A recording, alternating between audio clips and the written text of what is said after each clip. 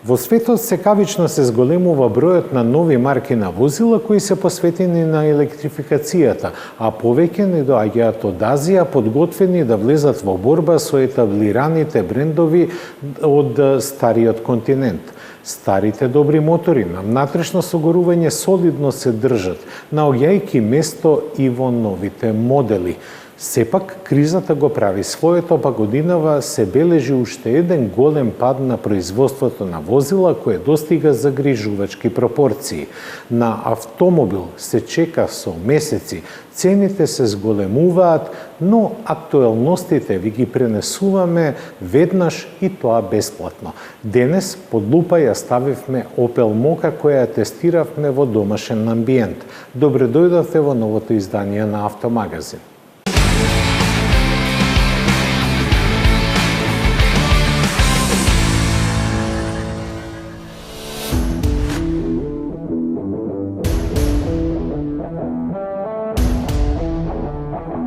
Во недостаток на вистински новитети, Бентли ни покажа што можат неговите сегашни модели и како што доликува на марката со такво педигре.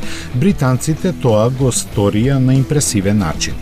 Приказната која се одвива во некогаш најголемата, а сега напуштена воздухопловна база на НАТО на Сицилија, има за цел да покаже дека и покрај луксузот Continental GT Speed може да се однесува толку страшно колку што се очекува од купе со 12 цилиндри. На помош беше повикан и R-Type Continental од 1952 година, која имаше улогата на статист, само колку да покаже кој е Бентли. Но современиот негов истоименик настапи во сосема друго светло, покажувајќи го пргавиот карактер на 635 коњската механика што ја има под хаубата.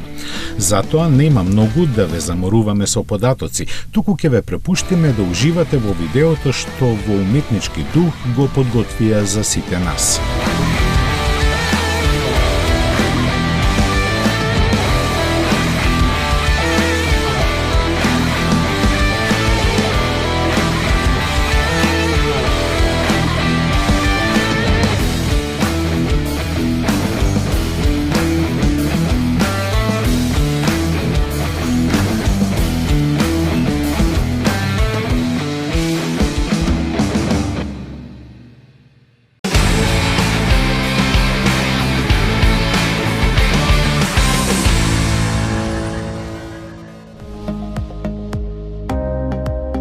Не е тајна дека Порше подготвува полута верзија на 718 Cayman GT4 со ознака RS. Низините тестирања се во последна фаза и како дел од нив е и проверката како ќе се однесува во екстремни услови. Секако мислиме на Нурбургринг, чие време по круг долги години наназад се покажа како мерна единица за перформансите на секој автомобил со цврст карактер. Иако 718 Cayman GT4 RS се уште неофицијално е представен, Порше го изнесе на патеката без никаква камуфлажа, како да сакаше да покаже дека треба да веруваме на мускулестата каросерија закитена со тркачки спойлер. Но ако има такви кои изгледот нема да ги увери, тоа ќе го стори времето од 7 минути и 9,3 секунди за продолжениот круг. Пократкиот пак, кој порано служеше за споредба, го помина за 7 минути и 4,5 секунди, што е за импресивни 23,6 секунди побрзо од 718 Cayman GT4 без RS значка. Дека автомобилот, освен тркачкото седиште е во стандардна состојба, потврдија делегатите на патеката, но што се е заслужно за постигнатите бројки ќе дознаеме кога ќе биде представен.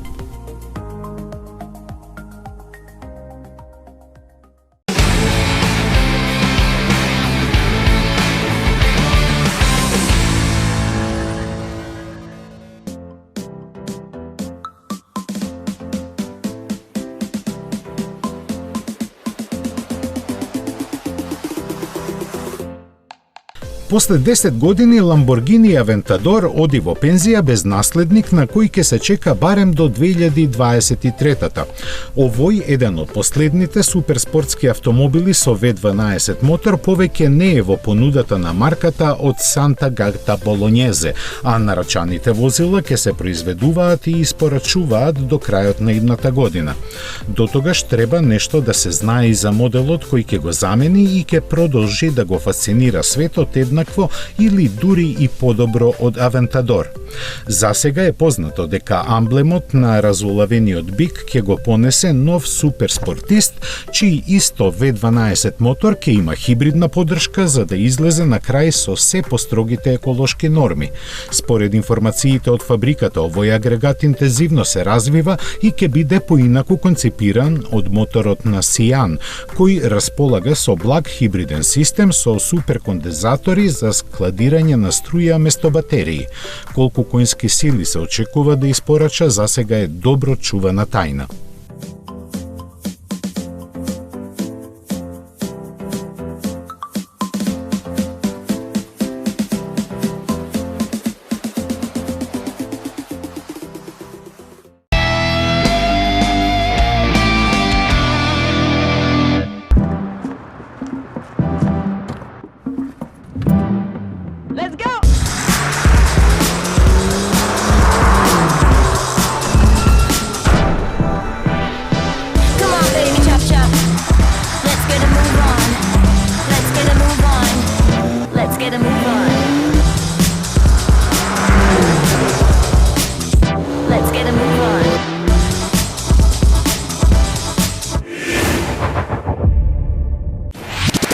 Метрополис, број 1 радиомрежа.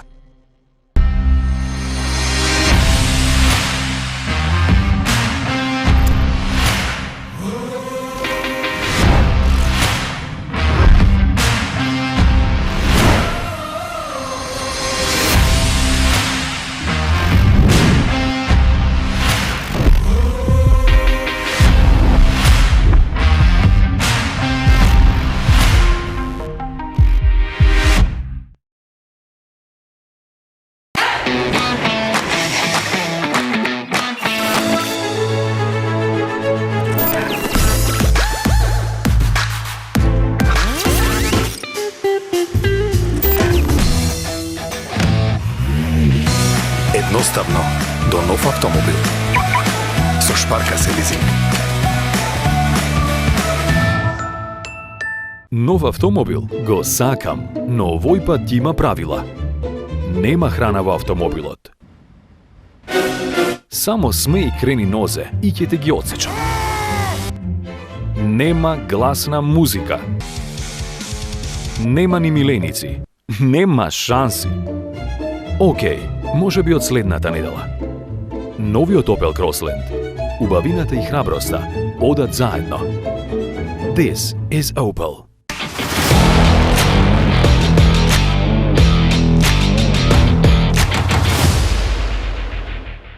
Кога се појави првата генерација Ниссан, беше подвргната на остри критики не поради соработката и заедничкото производство со Рено, туку што практично само беџот и некои мотори беа на Мерцедес. За втората генерација, без разлика дали се работи за дизајн, ентериер, подесување на подвозјето или опременоста, швабите успеа да станат препознатливи во обновената соработка со развојниот партнер. Токму Рено објави дека достига рекордна загуба од 8 милиарди евра, но силно се надева на електричните возила.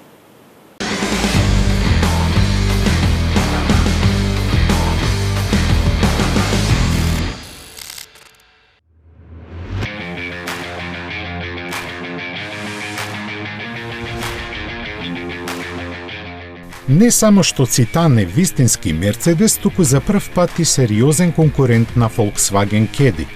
Со заоблената решетка на ладилникот и тенките фарови, предницата изгледа како мешавина помеѓу Вито и Б класа. Сепак, страничниот и задниот дел останаа под влијание на француската дизајнерска школа. Речиси 4,5 метри долгиот Цитан првично ќе биде лансиран како доставно комбе и патничка верзија со 2,72 метри меѓуоски на растојание. Така, на првиот му нуди товарен простор долг 3,05 метри, кој по желба може да се товари преку страничните лизгачки врати исто стандардно преку двојните задни врати. Комбето е оптимизирано за големи оптоварувања, носи до 782 килограми кои може да се распределат во товарниот дел со капацитет од 2,9 кубни метри, а исто така може да влече приколка тешка до 1,5 тони. Целосно застаклената патничка верзија е дизајнирана да превезува патници кои може да влезат преку две лизгачки врати. Подоцна ќе има варијанти со долго меѓуоскено растојание, како и изведба по рецептот на Т-класа, која е намената за приватни купувачи. Во внатрешноста Цитан мора да се задоволи со комбиниран дисплеј и 7-инчен екран на допир на централната конзола. Логички структурираниот и интуитивно управуван инфозабавен систем MBUX е достапен во различни нивоа на опременост. Армадата на системи за помош обезбедува добро чувство во кабината, но за жал повеќето од нив се достапни само со доплата. Цитан се испорачува со бензинци и дизели во распон од 75 до 131 коњска сила. Најслабиот дизел од 75 и најсилниот бензинец од 131 коњска сила се превземени од Рено, а германците вградуваат уште 2 дизели и 1 бензинец. Преносот на силата е на предните тркала преку 6-степен мануелен и 7-степен автоматски менувач кој ќе влезе нешто подоцна во понудата со посилните мотори. Сегментот на комбиња е широко развиен и конкуренцијата доаѓа од сите страни. Во Mercedes-Benz цврсто веруваат дека имаат многу аргументи да ги убедат купувачите дека Цитан ја заслужуваат звездата на својата маска. Дали се во право, ќе се види набргу.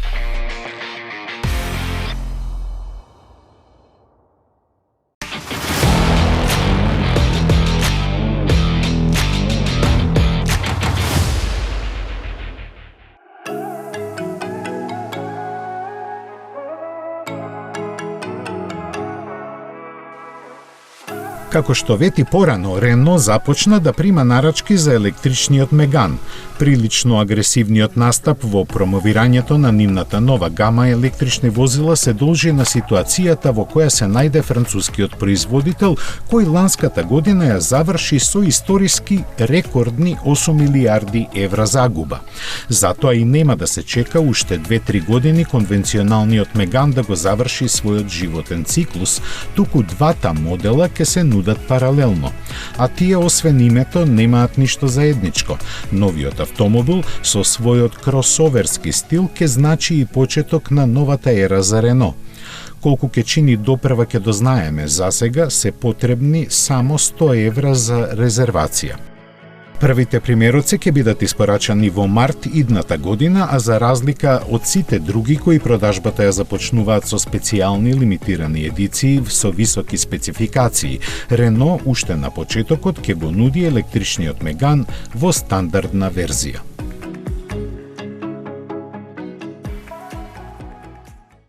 Не е само Рено во маки. Сите производители достигнуваат неславни рекорди во производството, со што се загрзуваат многу работни места.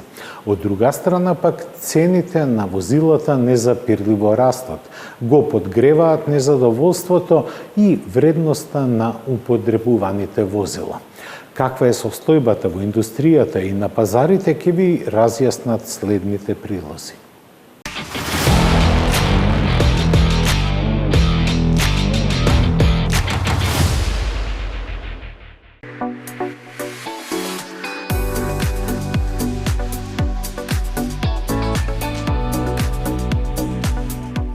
Тешко е да се следат секојдневните вести за тоа колку фабрики се затворени заради недостатокот на чипови, но информациите кои пристигнаа од Волфсбург се алармантни.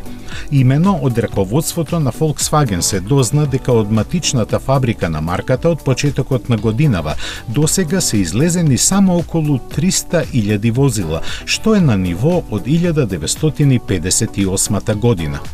Колку е оваа бројка лоша, кажуваат податоците дека до пред избивањето на ковид пандемијата во оваа главна фабрика на Volkswagen годишно се произведуваа и до 800.000 возила.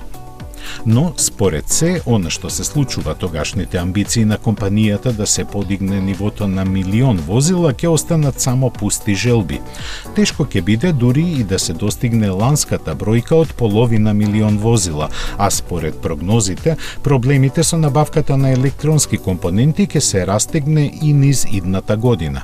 Но и да не е така, производството во овие погони на Volkswagen ќе стагнира бидејќи не се задолжени за електричните возила, а тие пак заради помалкуте компоненти што ги содржат и помалото време потребно за монтажа, според официјално непотврдените вести ќе ги доведат во ризик работните места на дури 30.000 луѓе во Volkswagen, односно на секој четврти вработен.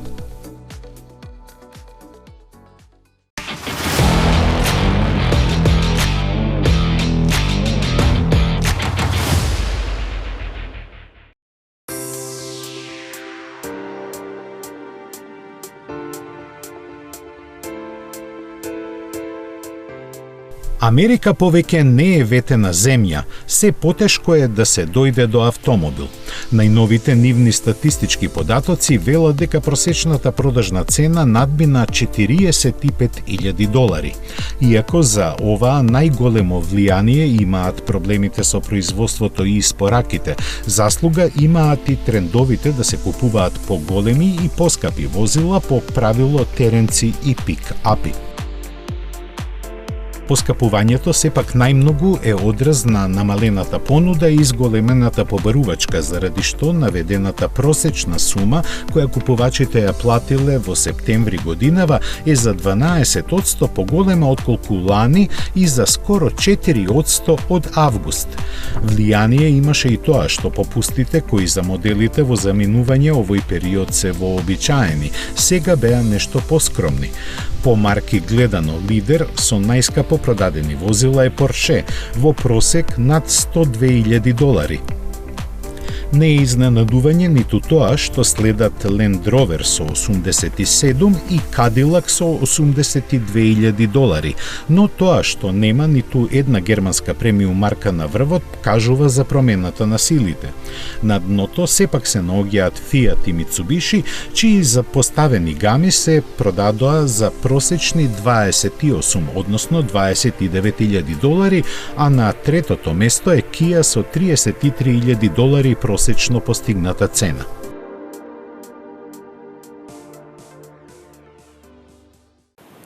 Моторциклистите ја пречекуваат есента со тага и радост. Тага, зашто завршува сезоната на возење, а радост затоа што доаѓаат новитетите за идната година. Меѓу нив секогаш има по некој кој ќе им ја подгрева возбудата се до првите сончеви денови, погодни за возење. Несомнено, такви ќе бидат новите модели што ги најавија Honda и Ducati за следната моторциклистичка година.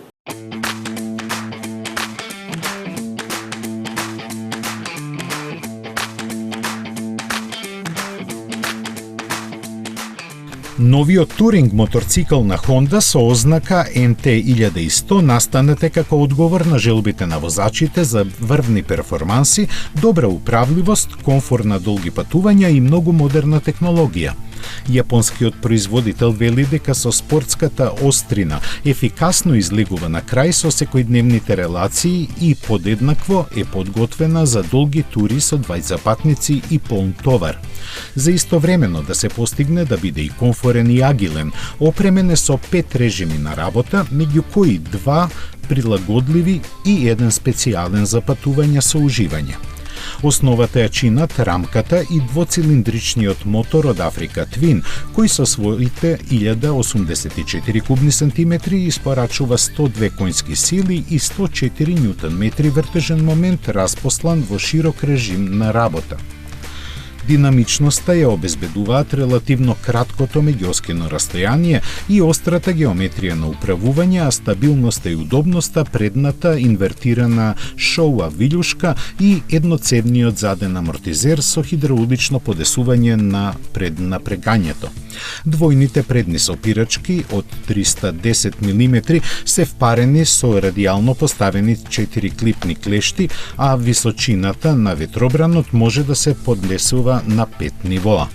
Меѓу бројните елементи кои го прават овој моторцикл привлечен за патување се и големите странични куфери, загреваните рачки, темпоматот, USB конекторите и друго. Стандардни се и светлата комплетно во LED технологија, а опција е 6-степениот автоматизиран менувач со двојна спојка. Од Honda уште наведуваат и дека резервоарот за гориво од 20 литри на овој моторцикл му обезбедува автономија од цели 400 километри.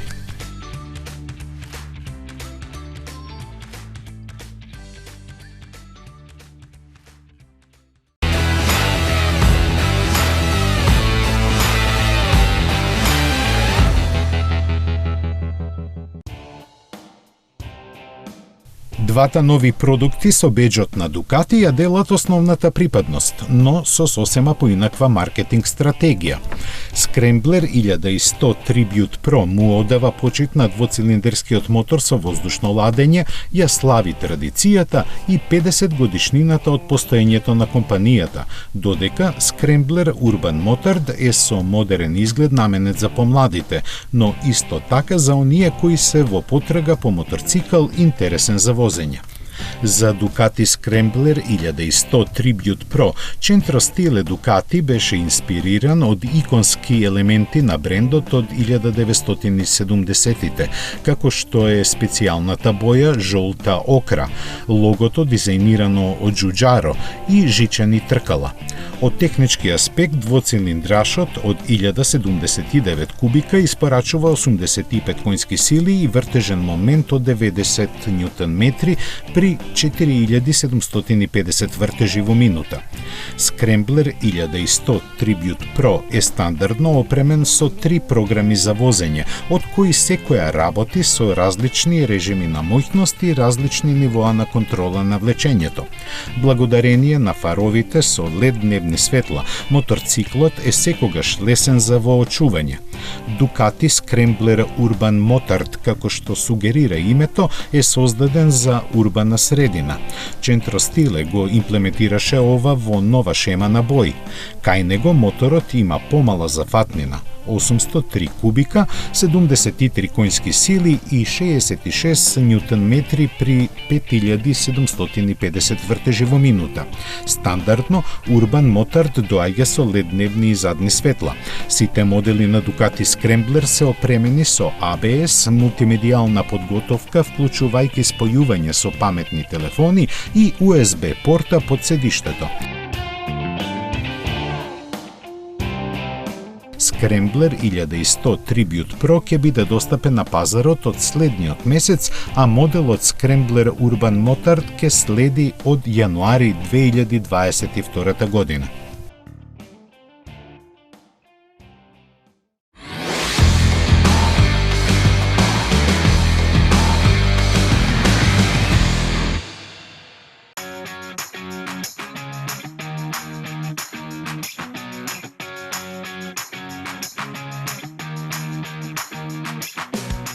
Уште едно спортско корисно возило од компактниот сегмент.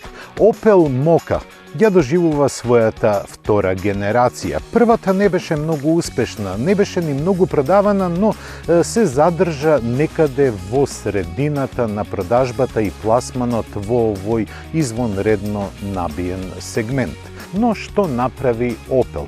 Од PSA ја доби основата и ја користи истата основа како 2008-ката и C3 Aircross. Но Opel имаше отворени раце што се однесува до дизајнот. Па на овој нов изглед е наречен визор, затоа што има еден монолитен изглед и делува како штит на целиот автомобил. Оваа идеја се користи и се пренесува и на остатокот на кабината.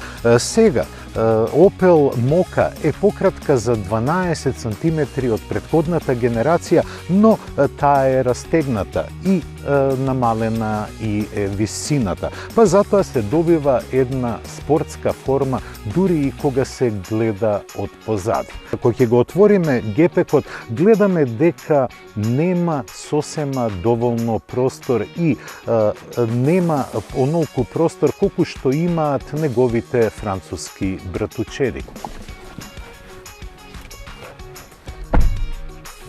Сместувањето во внатрешноста, посебно на задниот дел, е малку непријатно поради овој потег кој е направен да изгледа барем од надвор подинамично возилото. Но кога седите на задната клупа, ова делува малку клаустрофобично. Што се однесува до просторот за колената и за рамениците, има доволно, но забележливо е дека е помал просторот на задната клупа во однос на Peugeot 2008 и на Citroen C3 Aircross. Насекаде во внатрешноста се гледаат квалитетни материјали, особено на ова Ultimate ниво на опременост, но помалку разочарува пластиката. Mokka со својата појава и со својот дизајн сака да стави апостроф на спортските квалитети кои сака да ги понуди. Па дали е така?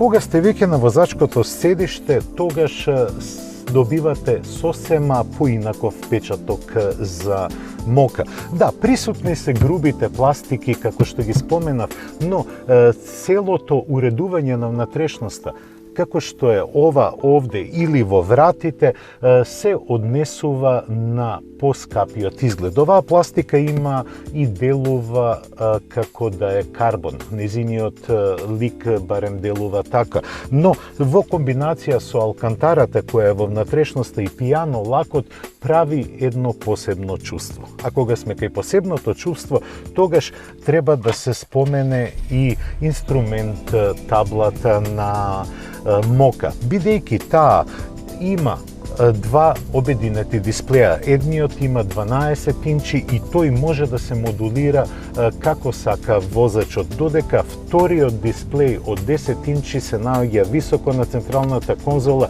и преку него се командуваат конективните, но и безбедносните технологии кои се вградени во Mokka.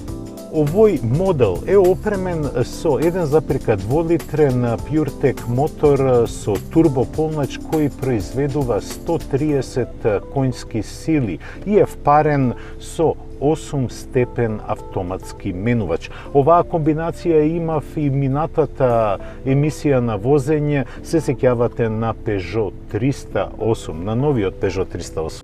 А да видиме овој склоп како се однесува во Mokka.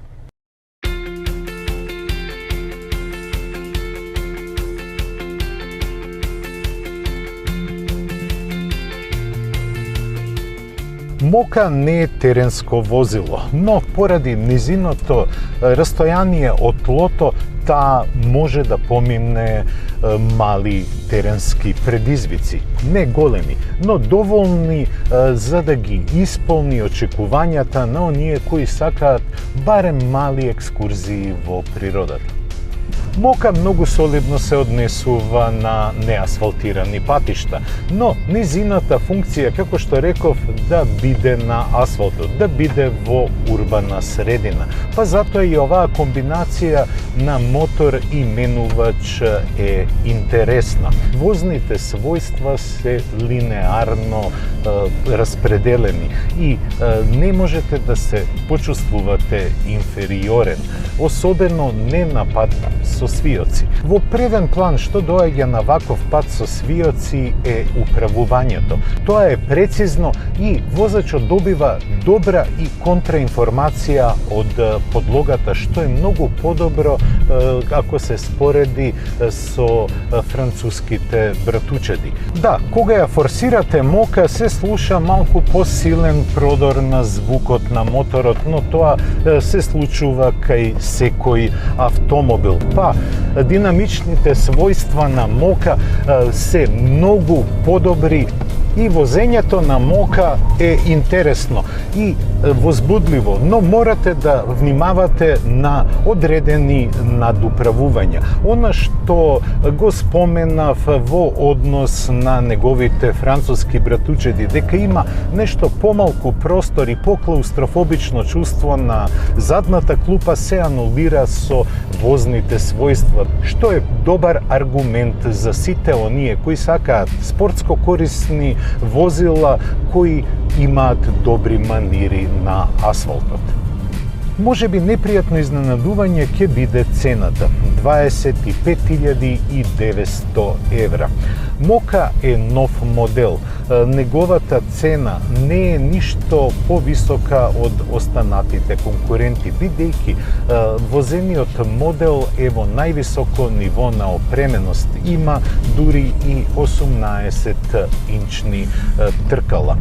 Со мока Opel покажува дека може да ја задржи својата персоналност и во новата средина. Комбинацијата на 3-цилиндерскиот турбобензинец со 8-степениот автоматски менувач е извонредна комбинација, што се однесува и до перформансата која ја извлекува максимално од моторот, но и со економичноста.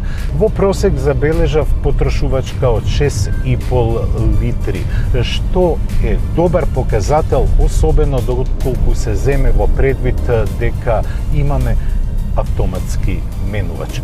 Тоа беше се што подготвивме за ова издание. Следната средба е за 7 дена. До тогаш останете во добро расположение и добро здравје. До гледање.